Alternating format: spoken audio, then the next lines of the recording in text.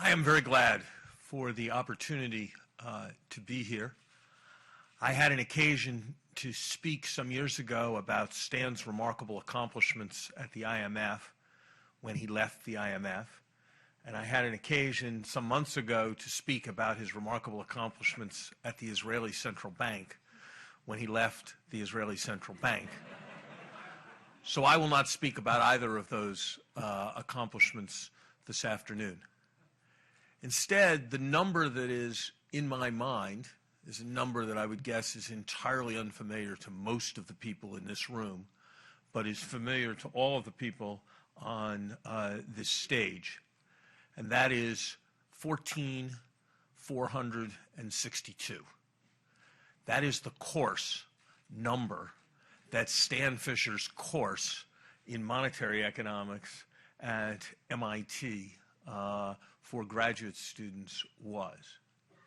It was an important part of why I chose to spend my life as I have, as a macroeconomist, and I strongly suspect that the same is true for Olivier and for Ben and for Ken.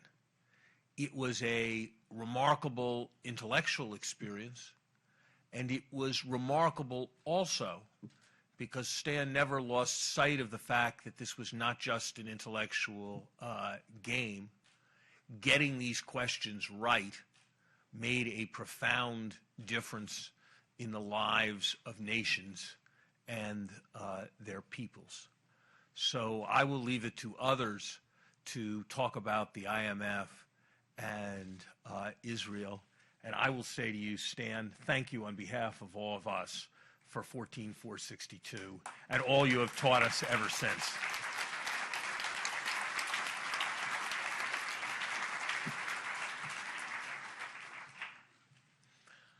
I agree with the vast majority of what has just been said.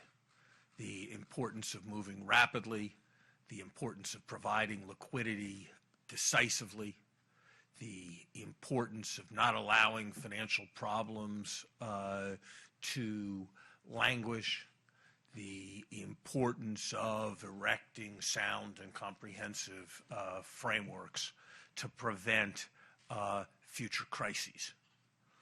Were I a member of the official sector, I would discourse at some length on each of those themes in a sound way, or what I would hope to be a sound way. But I'm not part of the official sector, so I'm not going to talk about that. I'm going to talk about something else that seems to me to be profoundly connected. And that is the nagging concern that finance is too important to leave entirely to financiers.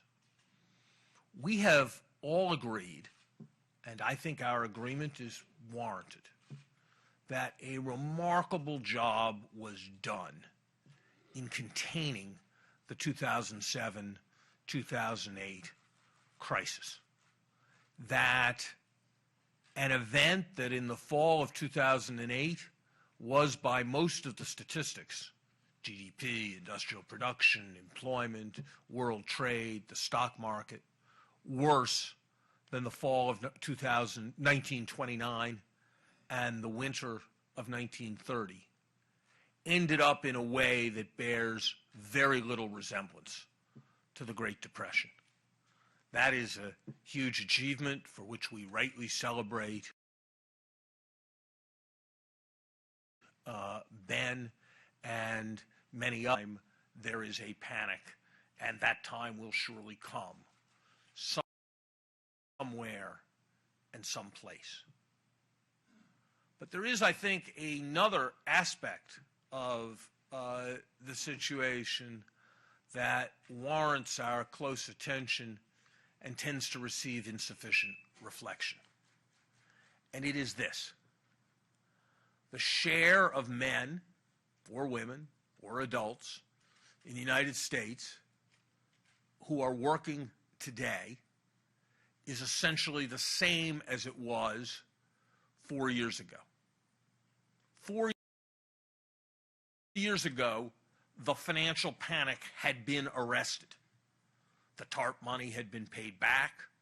Credit spreads had substantially normalized. There was no panic in the air 4 years ago.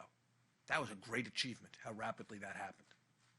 But in those 4 years, the share of adults who are working has not increased at all. GDP has fallen further behind potential as we would have defined it in the fall of 2009. And the American experience is not completely unique in this regard. And this experience is not completely unique, as Ken and Carmen's work has documented, in the wake of financial crises. I remember at the beginning of the Clinton administration, we engaged in a set of long-run global economic projections. Japan's real GDP today is about half of what we believed it would be, what the IMF believed it would be at that time, what the World Bank believed it would be. It is a central pillar of both classical models and Keynesian models that it is all about fluctuations around a given mean, and that what you need to do is have less volatility. I wonder if a set of older ideas that I have to say were pretty firmly rejected in 14462, Stan, a set of older ideas that went under the phrase secular stagnation are not profoundly important in understanding Japan's experience and may not be without relevance to America's experience. Let me say a little bit more about why I'm led to think in those terms. If you go back and you study the economy prior to the crisis, there's something a little bit odd. Many people believe that monetary policy was too easy. Everybody agrees that there was a vast amount of imprudent lending going on. Almost everybody believes that wealth, as it was experienced by households, was in excess of its reality. Too easy money, too much borrowing, too much wealth. Was there a great boom? Capacity utilization wasn't under any great pressure. Unemployment wasn't under any remarkably low level. Inflation was entirely quiescent. So somehow, even a great bubble wasn't enough to produce any excess in aggregate demand. Now think about the period after the financial crisis. You know, I always like to think of these crises as analogous to a power failure, or analogous to what would happen if all the telephones were shut off for a time. The network would collapse, the connections would go away, and output would, of course, drop very rapidly. There'd be a set of economists who'd sit around explaining that electricity was only 4% of the economy, and so if you lost 80% of electricity, you couldn't possibly have lost more than 3% of the economy. And there'd be people in Minnesota and Chicago and stuff who'd be writing that paper, but it would be stupid. It would be stupid. And we'd understand that somehow, even if we didn't exactly understand in the model, that when there wasn't any electricity, there wasn't really going to be much economy.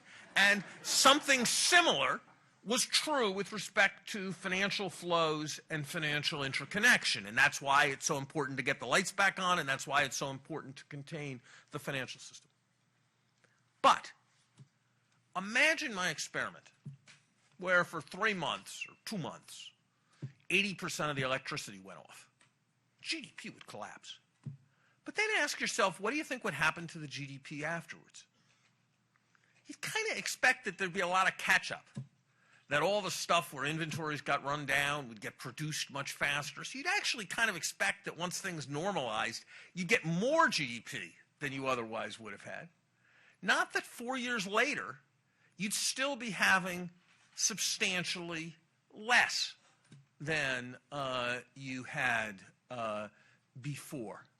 So there's something odd about financial normalization, if that was what the whole problem was, and then continued slow growth. So what's an explanation that would fit both of these observations? Suppose that the short-term real interest rate that was consistent with full employment had fallen to -2 or -3% sometime in the middle of the last decade. Then what would happen? Then even with artificial stimulus to demand coming from all this financial imprudence, you wouldn't see any excess demand. And even with a relative resumption of normal credit conditions, you'd have a lot of difficulty getting back to full employment. Yes, it has been demonstrated absolutely conclusively that panics are terrible and that monetary policy can contain them when the interest rate is zero. That has been demonstrated absolutely conclusively.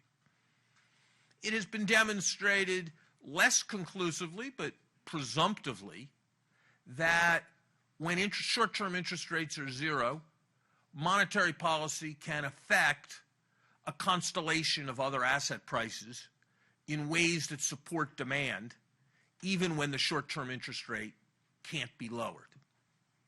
Just how large that impact is on demand is less clear, but it is there. But imagine a situation where natural and equilibrium interest rates have fallen significantly below zero.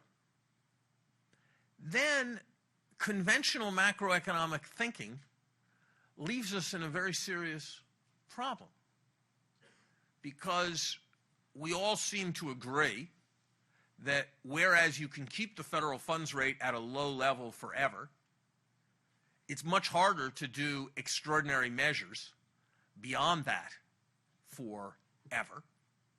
But the underlying problem may be there forever. It's much more difficult to say, well, we only needed deficits during the short interval of the crisis if aggregate demand, if equilibrium interest rates can't be achieved given the prevailing rate of inflation. And most of what would be done under the auspices, if this view is at all correct, would be done under the aegis of preventing a future crisis, would be counterproductive, because it would in one way or other raise the cost of financial intermediation and therefore operate to lower the equilibrium interest rate that was necessary.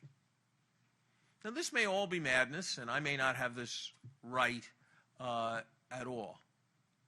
But it does seem to me that 4 years after the successful combating of crisis, with really no evidence of growth that is restoring equilibrium, one has to be concerned about a policy agenda that is doing less with monetary policy than has been done before, doing less with fiscal policy than has been done before, and taking steps whose basic purpose is to cause there to be less lending, borrowing, and inflated asset prices than there was before.